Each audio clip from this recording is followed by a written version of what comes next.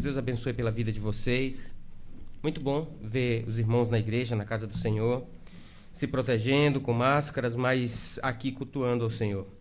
Vamos abrir as nossas Bíblias no livro de Lucas. Hoje nós temos o culto e final do culto, depois da parte do culto, nós então vamos comemorar aí, estamos já, de forma indireta comemorando o Dia dos Pais, E eu quero pregar num texto bem conhecido nosso, que já tive a alegria de pregar algumas vezes, há muito tempo atrás, que é o texto de Lucas, capítulo 15, o texto que nos remete ali, esse texto sempre fala de um filho rebelde, pródigo, um filho que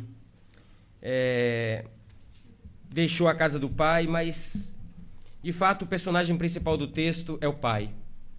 E não tem coisa melhor do que falar, se vamos falar aos pais, se vamos falar de pai, não tem coisa melhor do que observarmos o nosso Pai, o nosso Senhor, o nosso Deus, que é o símbolo de máxima bondade, de máxima paternidade, que é aquele que nos ama como filhos, assim como ele amou esse filho mais novo, Então nós vamos ler o texto a partir do versículo 11.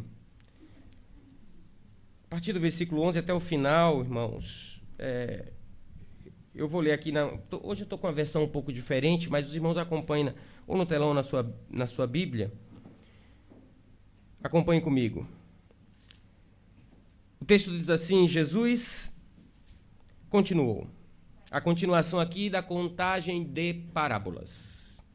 Certo homem tinha 2 filhos. O mais moço deles disse ao pai: Pai, dá-me a parte dos bens que me pertence.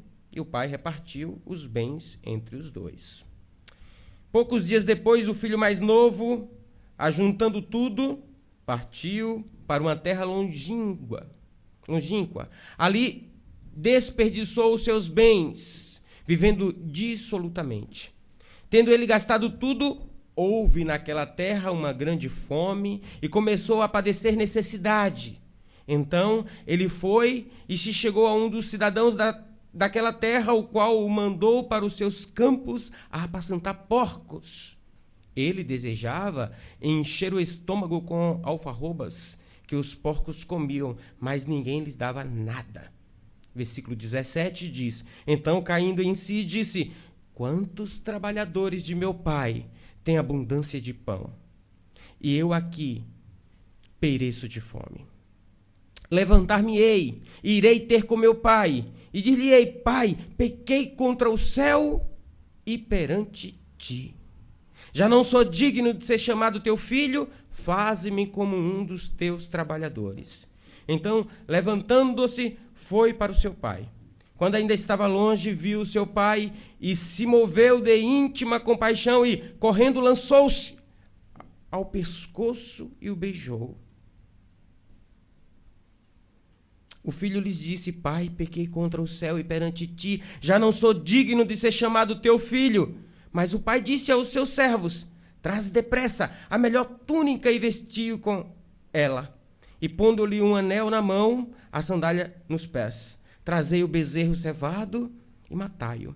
Comamos e alegramo-nos, pois este meu filho estava morto e reviveu.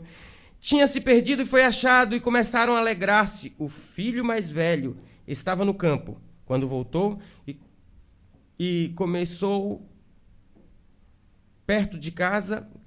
quando voltou e chegou perto de casa, ouviu a música e as danças. Versículo 26. Chamando um dos criados, perguntou-lhe o que era aquilo. Ele lhes disse: Veio teu irmão, e teu pai matou o bezerro cevado, porque o recebeu são e salvo. Mas ele se indignou e não queria entrar. Então, saindo o pai, estava com ele.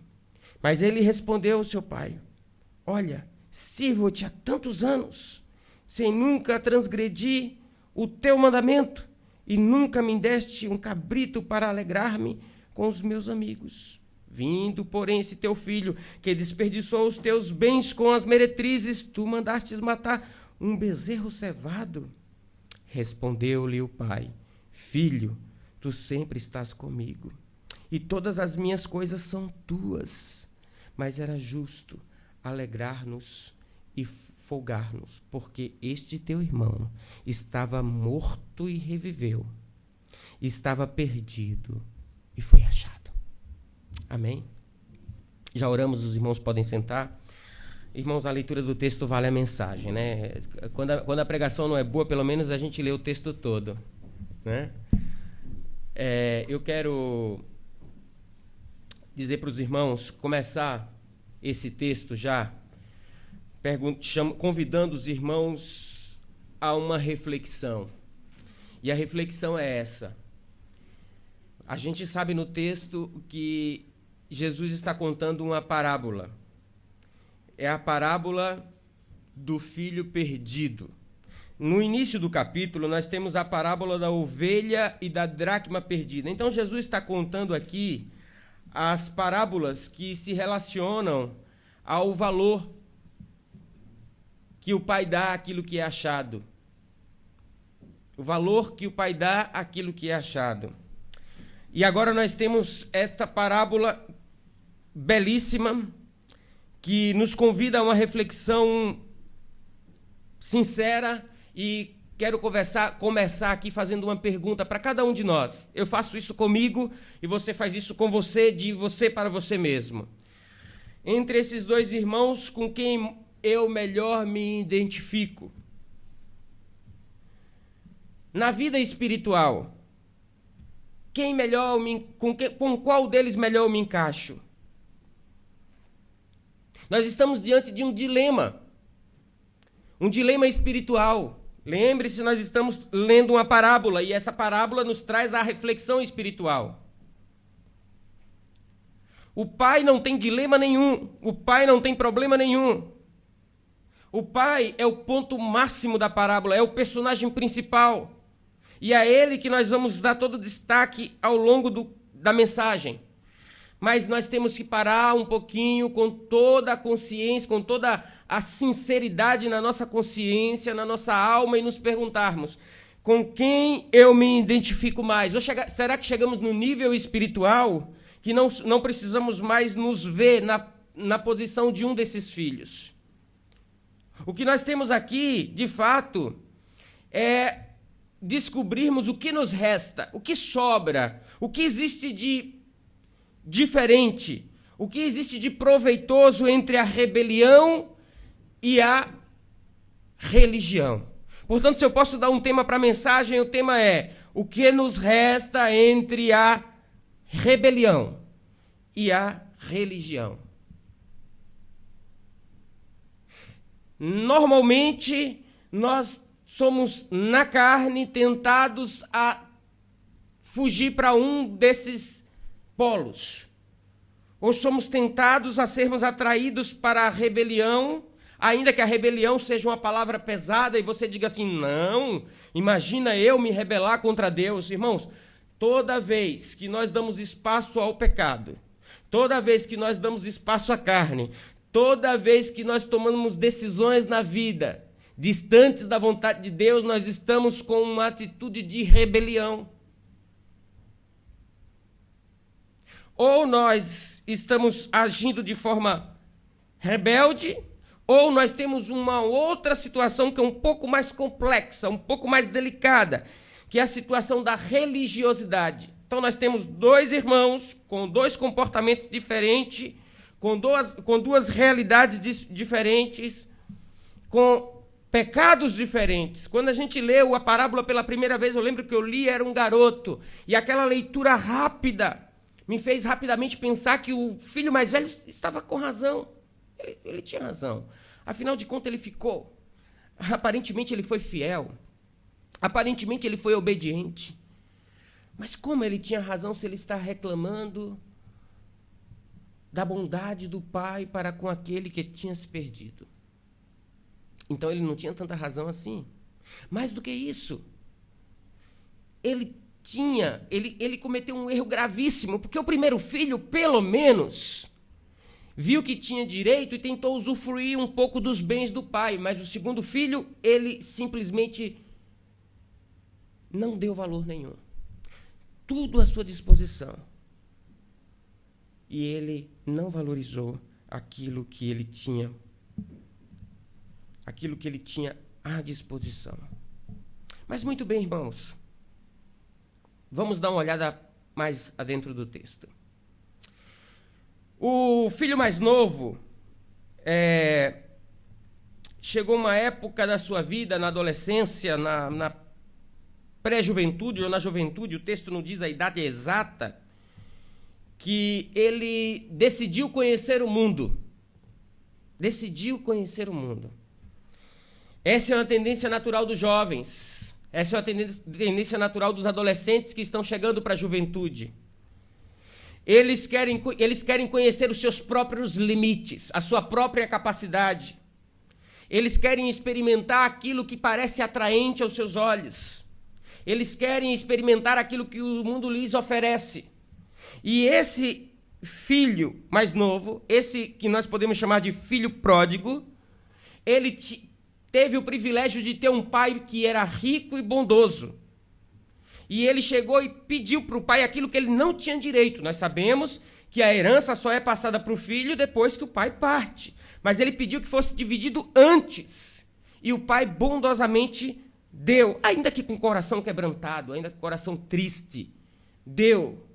Ele não mediu as consequências de abandonar o seu próprio lar. Ele não mediu as consequências de abandonar o próprio pai, porque ele queria se aventurar no mundo lá fora.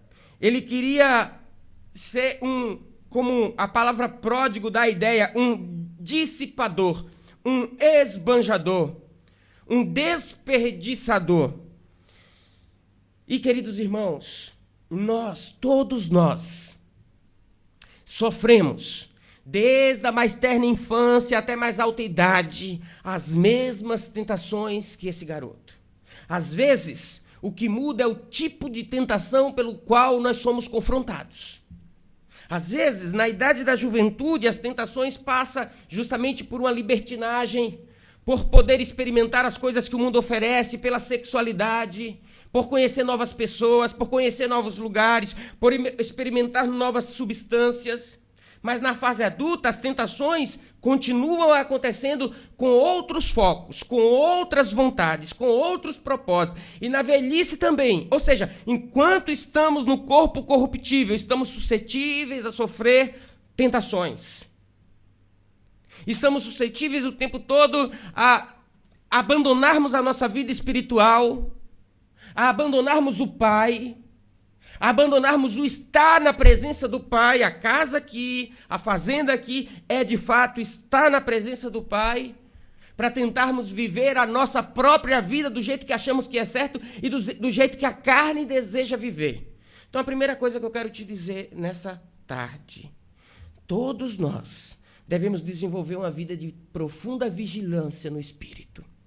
Como filhos que conhecemos o Pai que nos tirou do império das trevas e nos trouxe para o reino do seu amor, jamais devemos pensar em abandoná-lo.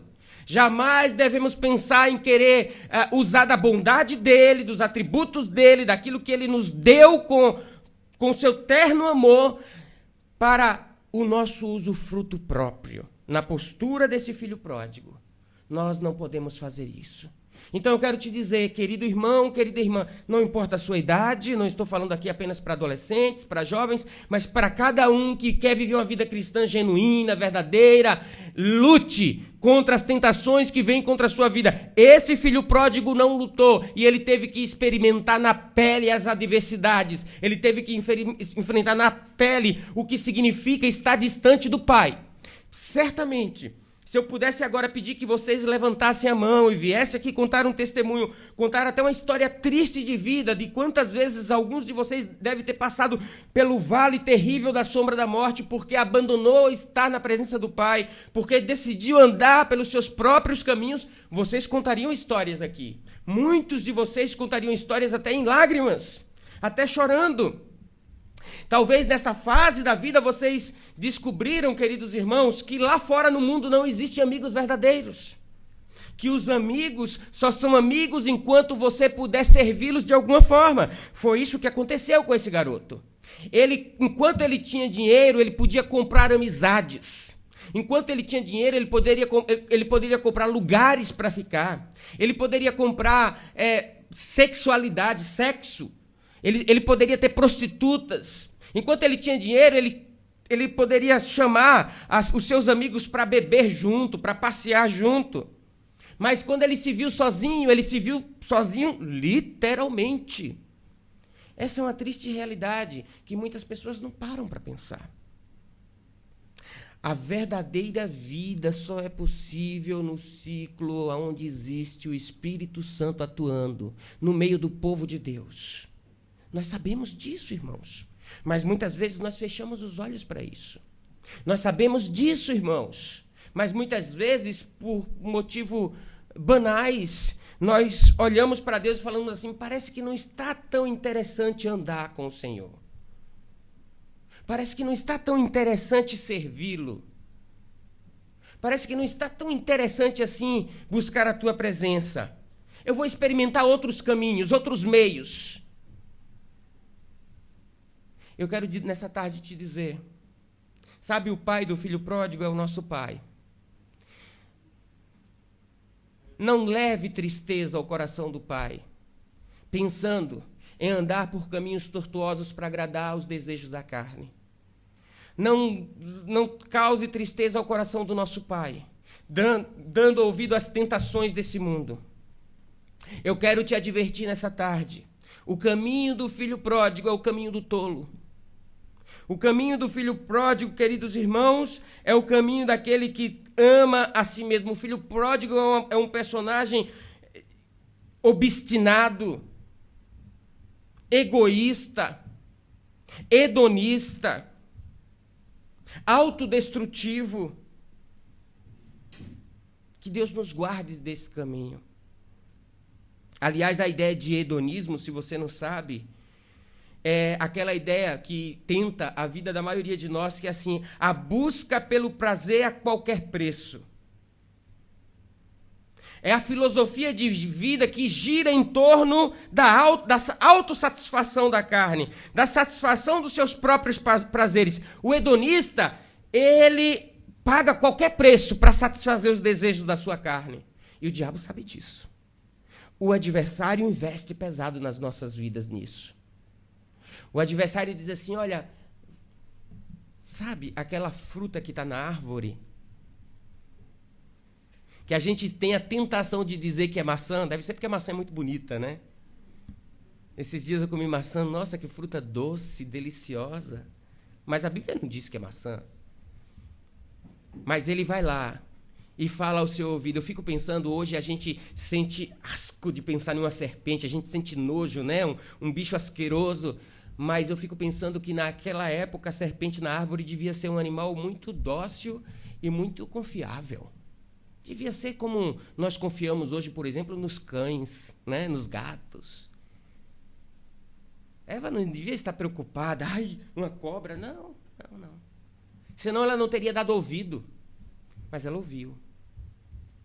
Aquela cobra que falou no Éden continua falando aqui na nossa mente, nos nossos ouvidos, no nosso coração. Todos os dias da nossa vida.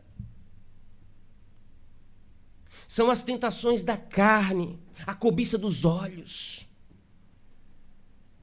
Hedonismo é um perigo. Quantas vezes eu não já ouvi as pessoas falando assim, curta a vida. A vida é curta demais. Experimente, aproveite, valorize a vida.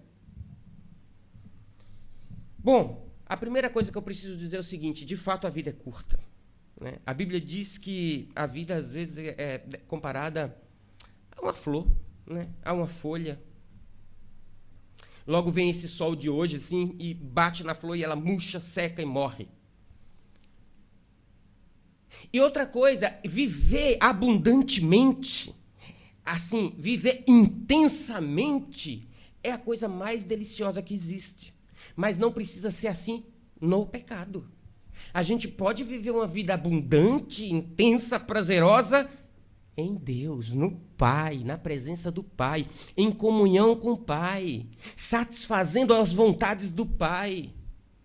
honrando o Pai, glorificando o Pai, exaltando o Pai. Mas aquele jovem, ele não percebeu isso. Ele percebeu que tinha que satisfazer os desejos do seu coração, a sua vontade. Satisfazer as suas paixões. Mas, irmãos, nós precisamos lembrar do segundo filho.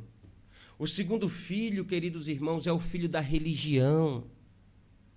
E esse segundo filho se parece com muitos de nós, e nós muitas vezes somos tentados a viver a vida desse segundo filho. O filho da religião é o filho que diz assim: eu sou autossuficiente, não preciso do pai. Obrigado. Eu sou autossuficiente, não preciso do pai.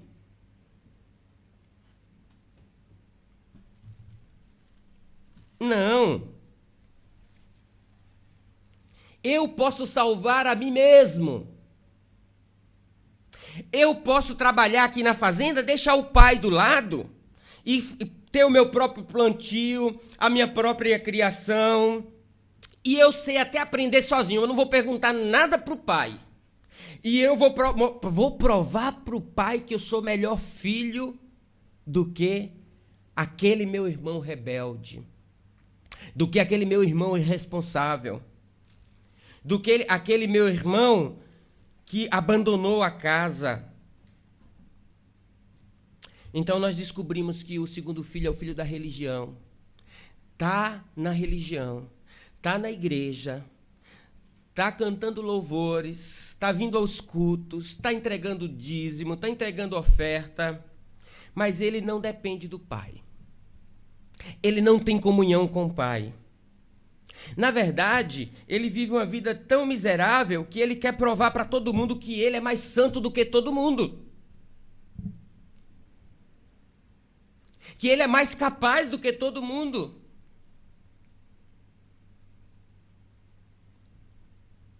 E aí, ele mostra a sua mediocridade quando ele vê a cena do seu irmão voltando. Irmãos, na parábola, parece que o pai não tinha mais esperança de que o filho voltasse. Agora você imagina, eu tenho filhos, né? Eu tenho filhos. E às vezes eu vejo isso acontecendo dentro de casa. Eu pego uma bala e dou para um deles e o outro grita assim: não é justo, eu também quero.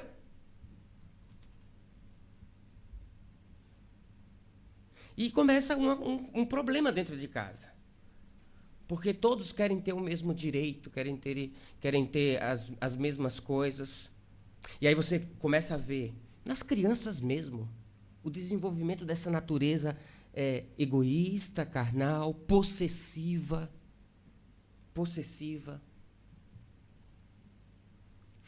E nós, como pais, e hoje é dia dos pais, eu posso dizer isso para os pais também, nós temos a responsabilidade de corrigi-los, de educá-los, de exortarmos. Nós estamos numa era em que os pais, queridos irmãos, estão dizendo assim: não, eu vou deixar que ele seja uma pessoa livre. Então ele faz as livres escolhas dele ou dela.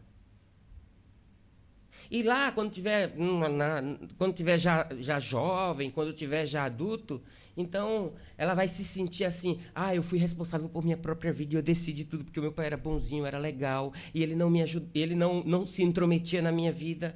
Nós estamos vivendo essa geração. Nós estamos vivendo numa geração que tem pais por aí dizendo que não pode dizer para os filhos que sexo que ele tem. Pai, qual é o meu sexo? Ah, você escolhe.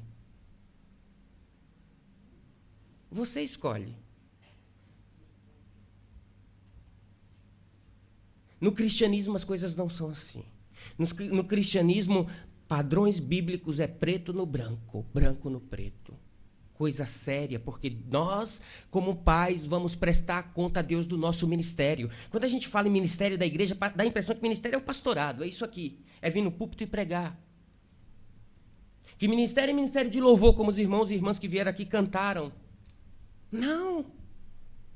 Todos nós recebemos de Deus um ministério.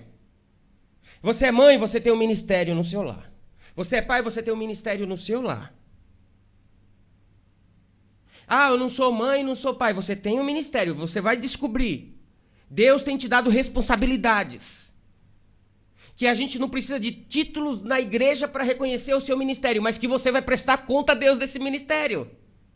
Portanto, não seja descuidado, descuidada. A coisa é muito séria. Mas eu sou pai. E mesmo o filho errado, eu corrijo, o filho chora, coloco de castigo. Mas depois eu faço questão de mostrar para aquele filho que errou, e agora o bebê já está começando a entrar por esse caminho também. Aliás, o Pedrinho foi o primeiro que apanhou com 6 meses, viu, irmãos? O bebê, porque eu acho que mais... o caçula, a gente fica assim, né? É por isso que dá errado lá no futuro, né? Fica mimado, né? Ainda não apanhou. Mas logo, logo. Eu falo para os irmãos aqui no dia que ele apanhar. É claro que não é espancamento, é tapinha na mão, né? Para parar de manha. É apanhar desse jeito, né? Educar. E aí, o que acontece? Acontece que, por mais que cometa erros e a gente corrija, como pai, a gente tem que depois lembrar para os filhos que a gente ama. Vem cá, filho. Você sabe por que você apanhou? Ah, é porque eu bati no Eide. Pois é. Você vai fazer isso de novo? Ele sabe que se disser sim, apanha de novo. Então diz não, né? Não. Ah, então tá bom. Então eu quero te dizer que o pai te ama. O pai só te corrigiu porque você tem que aprender que não pode fazer as coisas erradas. Mas eu não deixo de te amar por conta disso. Por mais que você tenha cometido esse erro. Sabe, irmãos, eu sei que vocês entendem bem isso que eu estou falando. Mas quando a gente olha para Deus como pai, a gente não vê esse tipo de relação. Quantos de vocês não vão à presença do pai em oração porque vocês acham que não serão ouvidos? Quantos de vocês se encontram em pecado e ficam tão envergonhados que não têm coragem nem mesmo de vir à igreja cantar um louvor porque acha que não será ouvido pelo pai? Quantos de vocês se encontram em uma situação tão terrível quanto a situação do filho pródigo, comendo comida de porco, se alimentando do pecado, perdidos, completamente confusos, com a mente completamente confusa e dizendo assim, eu não mereço nem ser cristão, e pensa que o melhor caminho é estar no mundo, é se entregar para a morte. Eu quero te advertir nessa noite, o pai nunca deixou de te amar, assim como o pai do filho pródigo nunca deixou de amar o filho pródigo. Ele te ama mesmo quando você está no erro. Claro, ele vai te corrigir, ele vai te chamar a atenção, ele vai te exortar, mas o amor dele não foi extraído do amor dele nenhuma gota. Ele continua te amando com um amor completo e extraordinário. Como é bom saber disso. Irmãos, quando a gente lê o texto, a gente percebe, então, que esse filho pródigo, a gente percebe que esse garoto,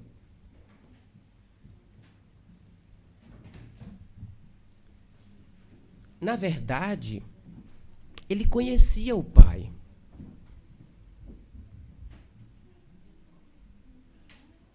Ele conhecia o pai. Eu quero perguntar para você nessa tarde, você conhece o pai? Você conhece o pai? Olha como que ele conhecia o pai. Vejamos o que aconteceu. Versículo 17. Levantar-me-ei, irei ter com meu pai, e dir-lhe-ei, pai, pequei contra o céu e perante ti. Em nenhum momento você encontra no texto ele dizendo assim, será que o meu pai vai me receber de volta? Será que o meu pai deixou de me amar? Será que meu pai não gosta mais de mim? Será que o meu pai vai me expulsar da sua presença como se eu fosse um bandido? Não. Ele conhecia o pai. E aí eu fiz uma pergunta. Entre os 2 filhos, com quem você mais se identifica? A segunda pergunta é, assim como o filho pródigo, você conhece o pai? Você conhece o pai?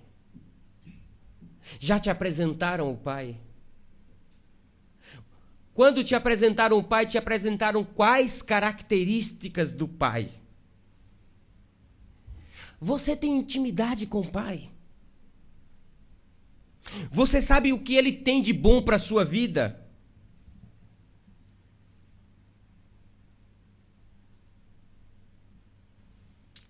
Porque, irmão, se você, irmão, irmã, se você não conhecer o Pai, você está vivendo uma vida miserável.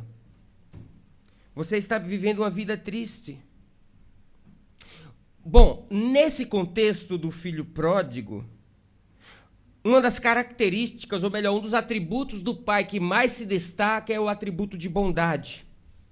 Então, vou ler para vocês aqui alguns textos bíblicos que mostra para mim, mostra para você nessa tarde, como o pai, ele é bondoso. Veja só comigo esses textos. Observe, apenas observe.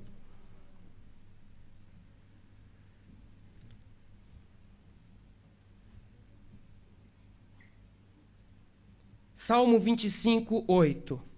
Bom e reto é o Senhor, portanto ele ensina o caminho dos pecadores. O caminho aos pecadores. Você sabe que Deus não tem prazer na morte de ninguém. E Deus não tem prazer na sua vida em pecado. Então, essa percepção de que Ele nos ensina o caminho reflete a bondade dEle. Irmãos, quando Deus nos atrai para Ele, quando Deus ele nos adverte, filho, filha, rejeita o mundo de pecado, abandona esses maus pensamentos, abandona esse mau caminho, filho, filha, vem para a minha presença. Ele não está fazendo isso, sabe por quê? Porque ele quer que você tenha uma vida chata, não. Ele está fazendo isso porque Ele é bom e porque Ele te quer no caminho reto. Olha o Salmo 33, 5. O Senhor ama a retidão e a justiça. A terra está cheia do seu constante amor. Olha como Ele é bom. Olha o que diz o Salmo 34, 8. Provai e vede que o Senhor é bom. Bem-aventurado o homem que nele se refugia. Você tem se refugiado em Deus? Hoje de manhã eu estava num culto, na igreja Koinonia, fui lá pregar, e nós estávamos cantando um louvor lindo, um louvor escrito por Martim Lutero, chamado Castelo Forte. Certamente vocês já ouviram esse louvor. E começa exatamente assim a música: Castelo Forte é o nosso Deus, forte na batalha. E aí esse louvor me faz lembrar do Salmo 91. Porque Deus se apresenta lá no Salmo 91 como aquele grande, poderoso, altíssimo, que nos permite nós habitarmos debaixo das suas asas, nas suas sombras. Nós somos protegidos. O filho pródigo tinha perdido de perspectiva isso. Irmãos, na caminhada cristã nós perdemos isso de perspectiva também. E nós não usufruímos da bondade de Deus. Então, nessa tarde aqui, que nós estamos cultuando, que nós vamos lembrar daqui a pouco do Pai, as crianças vão fazer homenagem, os adolescentes também. Eu quero lembrar cada um de vocês. Reflita sobre o Pai Celestial, aquele que é bondoso e que nos protege, que tem asas protetoras, aquele a quem nós podemos estar guardados nele. Ele é o nosso castelo forte. Tá difícil a vida, tá dura a vida, tá confusa a vida, corra para debaixo dos braços do Pai. Se proteja nele, confie nele, porque ele te ama bondosamente. Ele te ama, ele te ama. Poderia ler outros textos, mas não vou fazer isso. Vou voltar lá para Lucas 15 e convidar os irmãos para continuar a reflexão do texto. Ele disse assim no versículo 18: Levantar-me-ei, irei ter com meu pai e dir-lhe-ei: Pai, pequei contra os céus e perante ti, já não sou digno de ser chamado seu filho, faze-me como um dos seus trabalhadores. Ele diz assim: olha, pai, eu não posso mais nem mesmo assim ter os mesmos privilégios, porque na verdade eu arranquei do pai a herança, eu não tenho mais direitos. Mas aí a gente descobre aqui, sabe o quê? A gente descobre aqui que para o pai não é questão de herança, não é questão de bens materiais. Para o pai, ele podia dar tudo, não apenas a parte do filho, mas tudo. E se o filho voltasse, o filho é mais importante do que as coisas. O filho é mais importante do que o produto. O filho é mais importante do que o material, o visível, o palpável.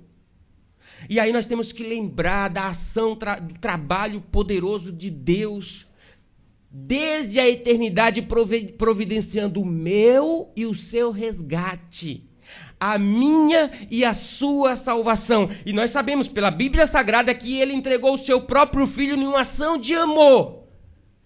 Veja, irmãos, toda a história do universo, toda a história da raça humana está concentrada no fato de que Deus nos amou de tal maneira que entregou o seu único filho, para que todos aqueles que nele crê, no filho, não morra, não pereça, mas tenha vida eterna. A ação de Deus desde a eternidade, coordenado com a Trindade, com o Senhor Jesus, fez com que nós fôssemos amados pelo Pai, de tal forma que ele mexeu toda a história e a estrutura do universo para nós sermos restaurados para a sua presença. O que você tem feito na presença de Deus? Você tem valorizado estar na presença de Deus?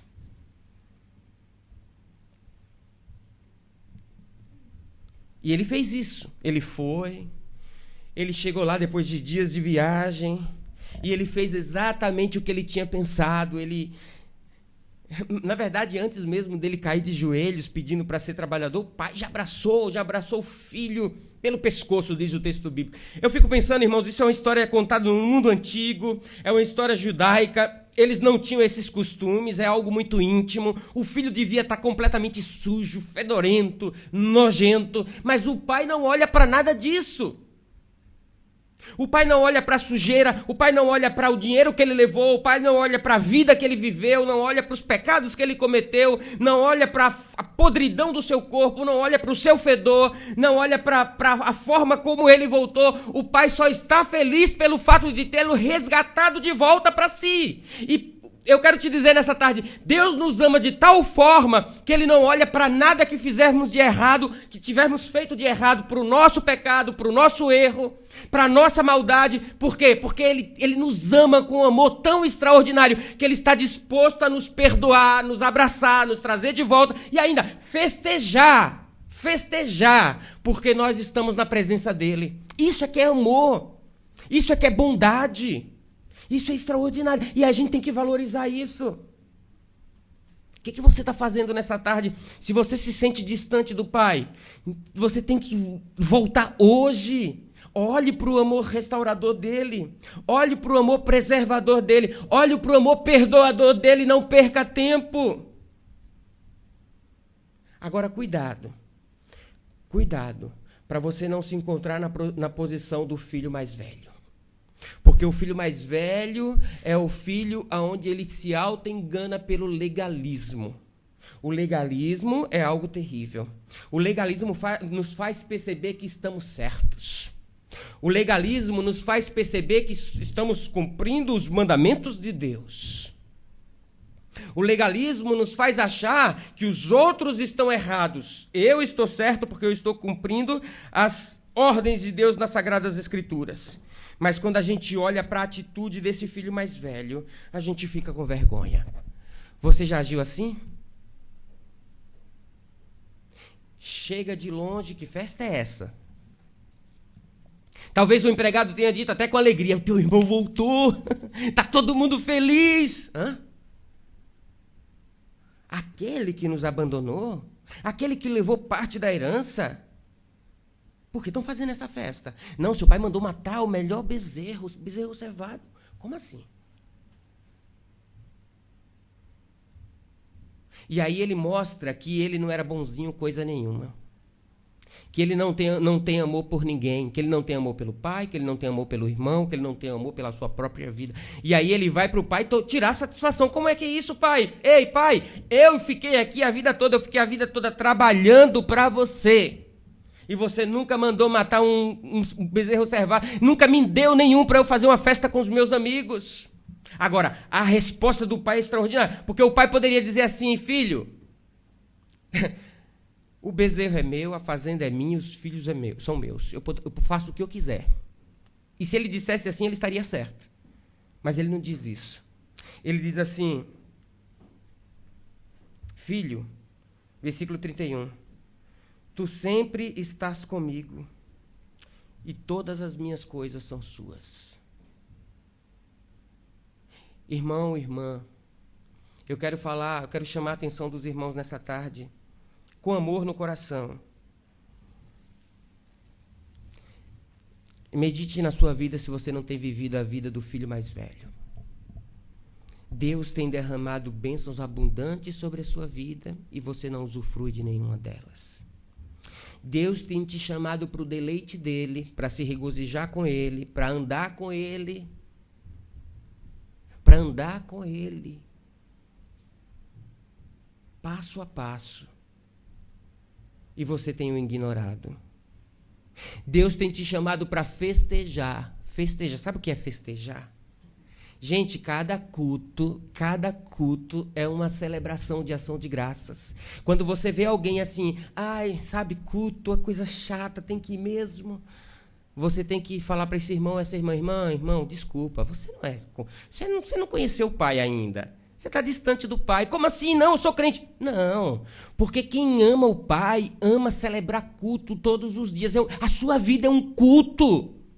Ele acorda, ele ora, ele canta louvores, ele lê a Bíblia, ele quer ouvir pregações que falem do Pai, e quando ele sabe que tem que ir para o culto, ele chega no horário, ele cultua, ele festeja, ele se alegra, ele se entrega ao Pai, e ele diz, Pai, eu te dou graças porque tu és o meu Pai, e é um Pai bondoso que tem tudo à minha disposição. E eu festejo todos os dias tudo que o Senhor tem me dado. Oh, irmãos, não sejamos como esse filho mais velho, ingrato, invejoso. Olha a postura de inveja. Pai, como é que você vai festejar com meu irmão? Que negócio é esse? Invejoso.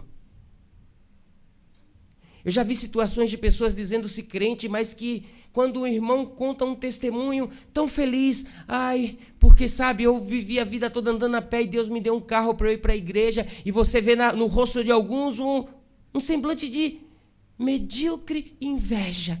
Como que Deus deu para ele e não deu para mim? Porque Deus tem abençoado a minha vida, e Deus tem abençoado a minha vida de tal forma que eu hoje estou conseguindo trabalhar bem, tenho um bom emprego, e você vê no semblante das pessoas a postura desse filho mais velho. Como assim?